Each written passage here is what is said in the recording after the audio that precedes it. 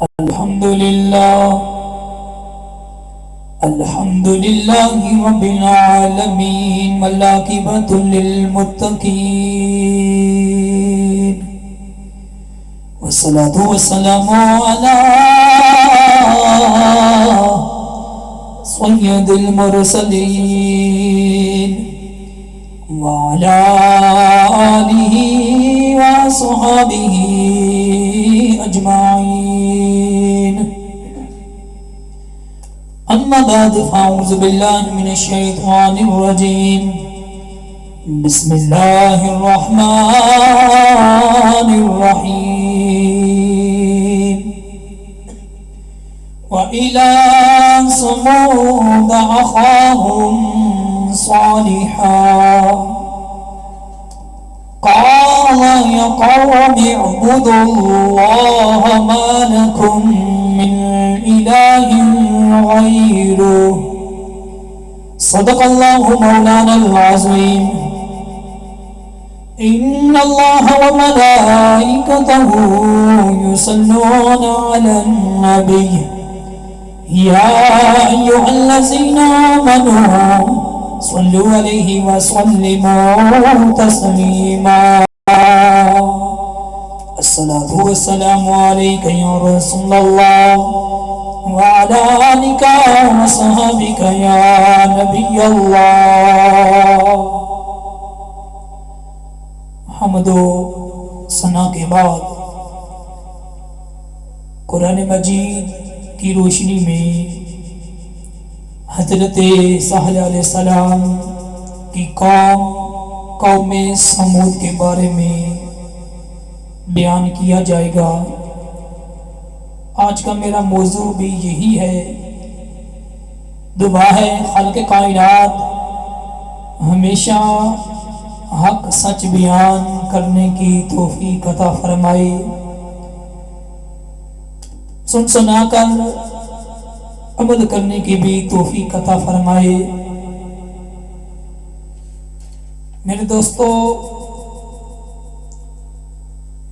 جو میں نے آیت کریمہ تلاوت کی ہے وَإِلَى ثَمُودَ أَخَاهُمْ صَالِحًا، اور ہم نے بھیجا قوم سمود کی طرف ان کی بلادری کے فرد صالح علیہ السلام کو.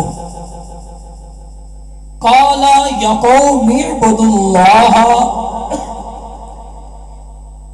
انہوں نے فرمایا اے میری قوم تم اللہ کی عبادت کرو.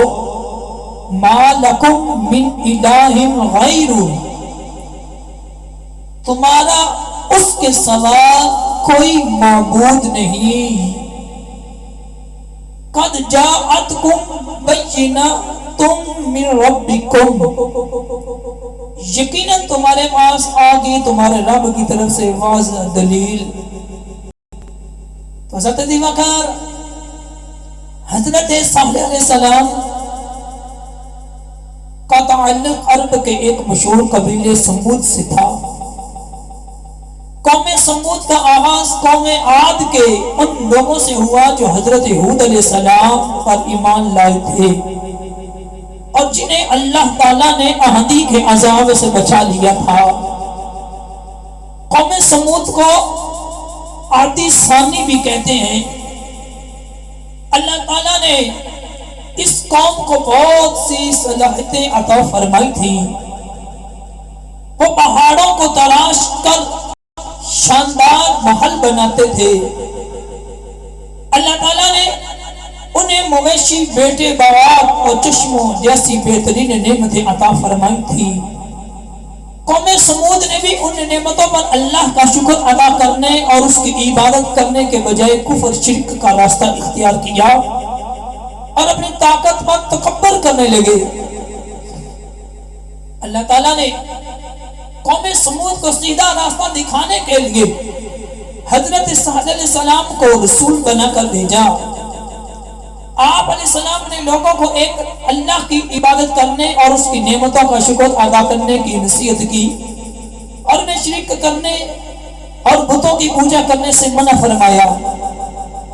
قوم سمود نے حضرت صالح علیہ السلام کی مخالفت کی اور توحید کی دعوت کو ماننے سے انکار کر دیا، ان لوگوں نے آپ علیہ السلام پر طرح طرح کے اعتراضات کرنے شروع کر دیے۔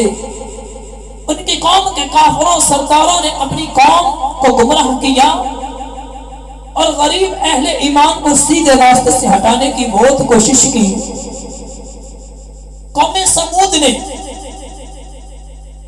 حضرت صالح علیہ السلام سے ایک عجیب غریب مطالبہ کر دیا اور کہنے لگے کہ اگر تم اللہ تعالیٰ کے سچے رسول ہو تو کوئی نشانی لے کر آؤ۔ ان کا مطالبہ یہ تھا کہ ان کی آنکھوں کے سامنے پہاڑ سے ایک زندہ اونٹنی نکلے جو بچہ پیدا کرے، تب وہ حضرت صالح علیہ السلام کو اللہ تعالیٰ کا رسول مانیں گے۔ میرے دوستو، حضرت صالح علیہ السلام نے اللہ تعالیٰ سے دعا مانگی تو اللہ تعالیٰ نے انہیں یہ معجزہ عطا فرمایا اور پہاڑ سے ایک زندہ اونٹنی نکل آئی جسے قرآن مجید نے اللہ تعالیٰ کی اونٹنی کہا ہے۔ یہ اونٹنی ان کے لیے ایک آزمائش بنا کر بھیجی گئی تھی کہ وہ اتنا بڑا معجزہ دیکھ کر بھی ایمان لاتے ہیں یا نہیں، مگر اس معجزے کو دیکھنے کے بعد بھی قوم سمود کے چند ہی لوگ حضرت صالح علیہ السلام پر ایمان لائے۔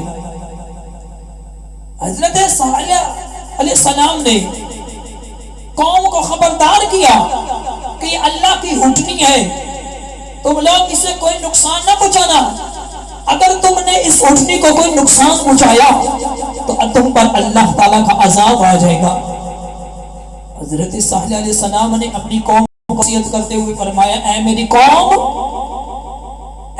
قوم، تم اللہ کی عبادت کرو، تمہارا اس کے سوا کوئی معبود نہیں، یقیناً تمہارے پاس آگے تمہارے رب کی طرف سے واضح دلیل، یہ اللہ کی اونٹنی ہے جو تمہارے لیے ایک نشانی ہے، تو تم اسے چھوڑ دو تاکہ وہ اللہ کی زمین میں کھاتی پھرے اور اسے برائی کے ارادے سے ہاتھ نہ لگانا ورنہ تمہیں دردناک عذاب آ پکڑے گا۔ اور تم یاد کرو جب اس نے تمہیں جانشین بنایا قوم عاد کے بعد اور اس نے تمہیں زمین میں ٹھکانہ عطا فرمایا، تم اس زمین کے نرم حصے میں محلات بناتے ہو اور تم پہاڑوں کو تراش کر گھر بناتے ہو، لہذا تم اس زمین کے نرم حصے میں محلات بناتے ہو، لہذا تم اللہ کی نعمتیں یاد کرو اور تم زمین میں فساد کرنے والے بن کر نہ پھرو۔ تو حضرت دینا کا قوم سمود کے لیے پانی حاصل کرنے کی جگہ ایک کنواں تھا جہاں سے سب پانی پیتے تھے۔ حضرت صالح علیہ السلام نے قوم اور اللہ کی اونٹنی کے درمیان پانی پینے کے دن مقرر فرما دیے۔ آپ علیہ السلام نے فرمایا کہ ایک دن قوم اور ان کے جانور پانی پئیں گے اور ایک دن اللہ تعالیٰ اللہ کی اونٹنی پانی پیے گی۔ قوم کے لوگ اللہ کی اونٹنی کو کچھ دن تو برداشت کرتے رہے، لیکن پھر ان کافروں نے آپس میں مشورہ کیا کہ اسے ہلاک کیا جائے، اسے مار دیا جائے۔ پھر ان میں سے ایک بہت ہی برے آدمی نے اونٹنی کی ٹانگیں کاٹ ڈالی، اونٹنی چیختی ہوئی زمین پر گر پڑی اور مر گئی۔ اونٹنی کا بچہ یہ منظر دیکھ کر گھبرا گیا اور بھاگ کر پہاڑ پر چڑھ گیا، پھر وہ چیختا ہوا پہاڑ میں غائب ہو گیا۔ حضرت صالح علیہ السلام نے قوم سے فرمایا کہ تمہارے لیے 3 دن کی مہلت ہے، 3 دن کی مہلت ہے، تم کچھ اور مزے کر لو، پھر اللہ کا عذاب تمہیں گھیر لے گا۔ 3 دن بعد اللہ تعالیٰ کا عذاب ایک بہت تیز آواز اور زلزلے کی صورت میں آیا جس نے تمام کافروں کو ہلاک کر دیا۔ اپنی طاقت پر اترانے اور غرور کرنے والے یہ لوگ اپنے گھروں میں بے بسی کی حالت میں مردہ پڑے رہ گئے۔ اس قوم کی حالت کے بارے میں قرآن مجید ارشاد ہے، پھر ان لوگوں کو زلزلے نے پکڑ لیا تو اپنے گھروں میں اوندے منہ پڑے ہوئے رہ گئے۔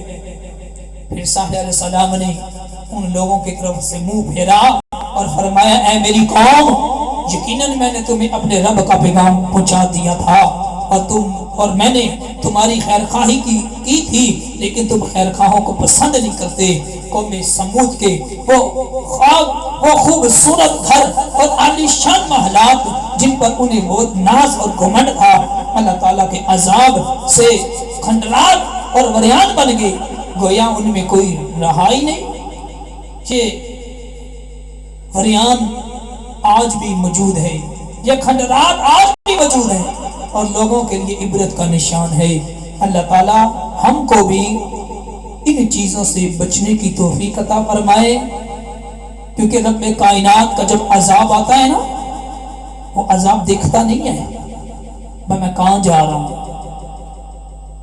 دعا ہے خالق کائنات اللہ تعالیٰ کی عبادت کرنے کی توفیق عطا فرمائے، ہر وقت اس کو یاد رکھنے کی توفیق عطا فرمائے۔ آخر دعوانا ان الحمدللہ رب العالمین۔